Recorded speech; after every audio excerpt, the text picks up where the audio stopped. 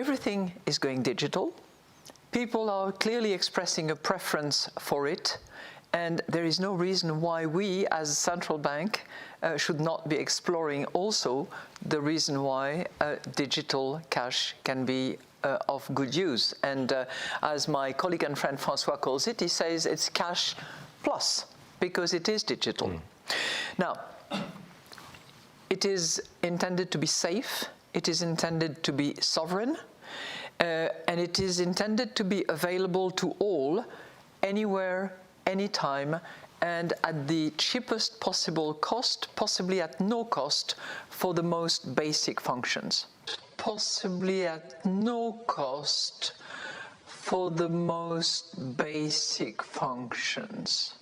Hey everybody, it's Eddie from Tokyo. This is your cryptocurrency update from Japan. And the reason why I said on Twitter that this CBDC direction is not going well is you can understand from Christine Lagarde. She said that using their digital currency is going to come out with a cost.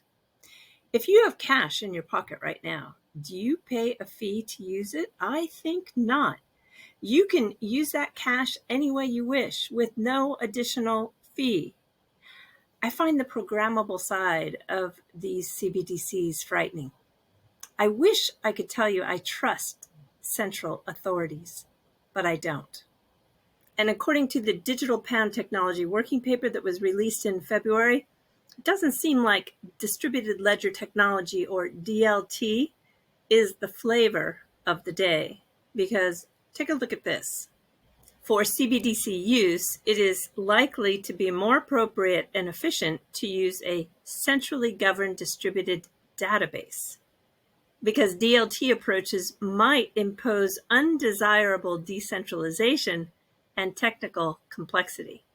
And sticking with currency for a moment, I know that there's a lot of chatter and YouTube videos talking about the dethroning of the US dollar. I'm not saying that it can't happen, or in every respect, it should, because currencies have their limited time of reigning in this world. But when you just talk about the yuan, the Chinese yuan is not a free-floating currency. It is a loose, manageable peg to the US dollar in a basket of other currencies. So if it were to be the global reserve currency, it would need to have this free-floating status. And the smartest minds out there can't with certainty foretell how removing this peg would impact our world. So it is much more complicated than just flipping the dollar. Okay, moving right along, you may have seen that I was in an announcement card by Seedstarter. This is a brand new platform that's being introduced by attorney Jesse Hines. He's been in the community for a very long time. You can follow him on Twitter at Jesse_Hines. And as a Web3 lawyer, he's going to bring a platform for unaccredited investors. And it will provide a way to participate in fundraising for startups. It's launching this quarter, and by providing access to capital without relying on traditional sources such as banks or VCs, it's opening up markets to the 90% who want to get in early with a project. Yes, this is a regulated solution. Blockchain and crypto can transform this investing space. So, as a compliant opportunity for startups and entrepreneurs to access capital, this is providing a much needed change. I really look forward to seeing this get off the ground. David Schwartz weighed in one more time on the list of 10 items that are just being spread out there by people who are loving to spread mistruths. And Neil Hartner, who is a Ripple engineer, works in ODL, I think said it best. David Schwartz, the CTO of Ripple, the father of XRPL, the cryptographer #1 in the SEC versus Ripple case, the debunker of buybacks, the slayer of confidential committees, the ridder of Riddlers. Yes, and I have one more clip that I want to share with you. It comes from Tony, and of course that is Tony from the Thinking Crypto channel. Have a listen. Finally, he says XRP and XRPL really are what you see is what you get. If you're imagining imagining that there's some massive secret you're imagining. You can imagine anything about anything. Imagining things doesn't justify believing them. Be excited about what is actually there, or build things. I love, once again, that David is coming out, putting all this conspiracy theory nonsense to bed, and just stopping a lot of this. But funny enough, when you read the comments, there's still people like, oh, but David doesn't know what he's talking about. Yeah, you're telling the CTO, one of the creators of the XRP ledger, that he doesn't know what he's talking about.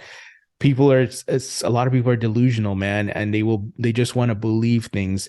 Maybe it makes them feel better, gives them hope, I guess, right? But they cross a line where it's just they get into outlandish, unreasonable things. But much respect to David for doing this. And if you ever want to see David Schwartz live, go to Austin, Texas, April 27th, and especially if you are of a creative mind or a developer, because there is going to be what's called the XRPL zone. This will be a zone that is intended to on-ramp and launch and accelerate new ideas on the XRP ledger. And I don't think there's going to be much working, because happy hour there starts at 3 p.m. No doubt he'll give a great presentation, and it'll be a very fun social event. So, Chair Gary Gensler, longtime Democratic regulator, he worked with both the Obama and now the Biden administrations, was thought to be a crypto supporter. Or let's put it this way, crypto folks loved to write headlines that made it appear that Gary was a crypto supporter. Mm-hmm. And because he was sort of a live and let live, something kind of like that. Yeah, but there was also some stuff that he was saying about the role of regulators to be supportive of innovation. And it was said, like, in the same breath as he would mention something about crypto, and people would connect those dots. And when he came on board, there was some like cautious optimism that this was going to be really good for crypto. But that's not been the case. Absolutely. We know that is not the case. And we also know that Attorney John Deaton, who weighs in, comments, and gives perspective and voice to the entire crypto space, is now being retweeted by Mr. Yoshitaka Kitao. He's the CEO and founder of SBI. It's pretty incredible, really, to think that Mr. Kitao, who's a legend in the global financial circles, is retweeting articles that are all about what John is saying. This is one of the positive outcomes that we've seen as a result of this case. All right, everybody, we're jumping to the fluff. Yes, this is my favorite miniature artist in Japan, Tanaka Tatsuya, and he is always making me smile with his creativity. Here's one from a couple of days ago. We've got a potter who's using negi, or green onion, to fill in as his ceramic. And you had this one from April 8th, which had the caption, "May the force be with you." That made me laugh. In the word edamame, mame means bean. And when you do come to Japan, you're going to see a lot of mame Shiba. That would be the bean Shiba, which is the smallest miniature version of the Shiba Inu. I'd say it's really hard to take any sort of walk in Japan and not come across one of these mame Shibas. They're so popular. All right, everybody, do take care. Sayonara for now. Bye-bye.